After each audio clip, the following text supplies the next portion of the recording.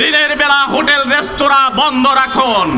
সব ধরনের অশ্লীলতা বেহায়াপনা বন্ধ করার জন্য জামাত ইসলামের পক্ষ থেকে আহ্বান জানাচ্ছি। এজন্য নিত্য পণ্যের দ্রব্যের দাম কমাতে হবে।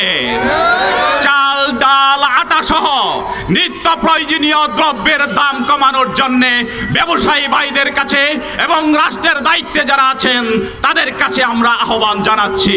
এমন একটি সময়ে আমাদের সামনে পবিত্র রমজান মাস সমাগত। হয়তোবা আজকেই বিকেলবেলা বাংলাদেশের আকাশে পবিত্র রমজানের চাঁদ দেখা দেবে ইনশাআল্লাহ। আমরা এই পবিত্র রমজানকে স্বাগত জানাই।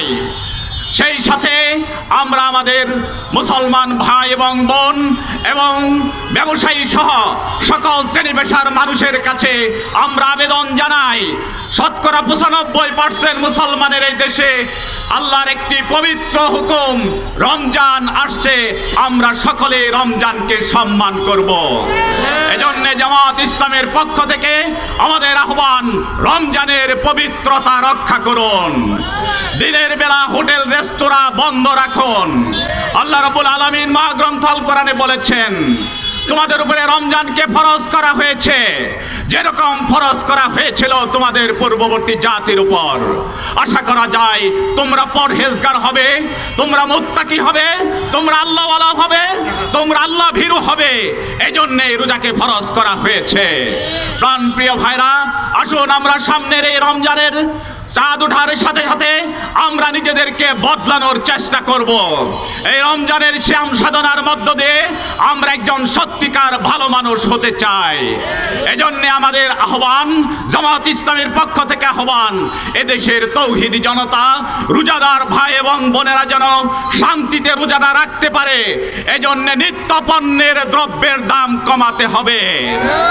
চাল, ডাল, আটা সহ নিত্য প্রয়োজনীয় দ্রব্যের দাম কমানোর জন্য ব্যবসায়ী ভাইদের কাছে এবং রাষ্ট্রের দায়িত্বে যারা আছেন তাদের কাছে আমরা আহ্বান জানাচ্ছি। সেই সাথে পবিত্রতার এই রমজানের পবিত্রতা রক্ষার জন্য সব ধরনের অশ্লীলতা বেহায়াপনা বন্ধ করার জন্য জামাত ইসলামের পক্ষ থেকে আহ্বান জানাচ্ছি। হোটেল রেস্তোরাঁর ব্যবসায়ী ভাইদের কাছে আমাদের আবেদন, আসুন এই রমজানের পবিত্রতা রক্ষার জন্য দিনের বেলা হোটেল রেস্তোরাঁকে বন্ধ রাখুন। সেই সাথে আমরা ব্যবসায়ী ভাইদের কাছে বলবো, এখনো পর্যন্ত বিগত জালিম সরকারের কিছু দূষররা এখনো আছে যারা এই ব্যবসাকে সিন্ডিকেট করে সাধারণ মানুষকে হয়রানি করছে।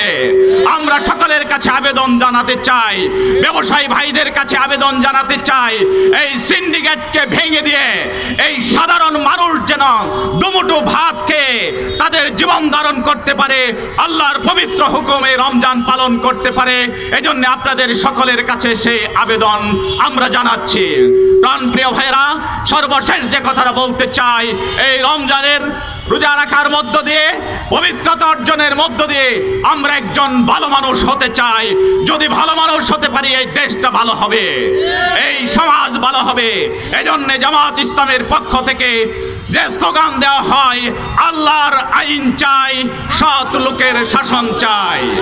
আল্লাহর আইন চাই, সৎ লোকের শাসন চাই। আল্লাহর আইন চাই, সৎ লোকের শাসন চাই। পরিশেষে এই মিছিলে যারা সহযোগিতা করেছেন, সখীপুর এই বণিক সমিতি থেকে শুরু করে তালতলা চত্বরের আশেপাশের ভাই সহ সখীপুরের সকল বণিক সমিতির ভাইদেরকে, ব্যবসায়ী ভাইদের কাছে আমাদের আবেদন, আসুন সকলে মিলে এই পবিত্র রমজানকে তার যথাযথ মর্যাদায় যেন পালন করতে পারি সেই সহযোগিতার আহ্বান জানিয়ে এবং সামনের এই রমজানগুলো যেন আমরা যথাযথভাবে পালন করতে পারি সেই সহযোগিতা চেয়ে সকলকে ধন্যবাদ জানিয়ে আমি আমার কথা এখানে শেষ করছি।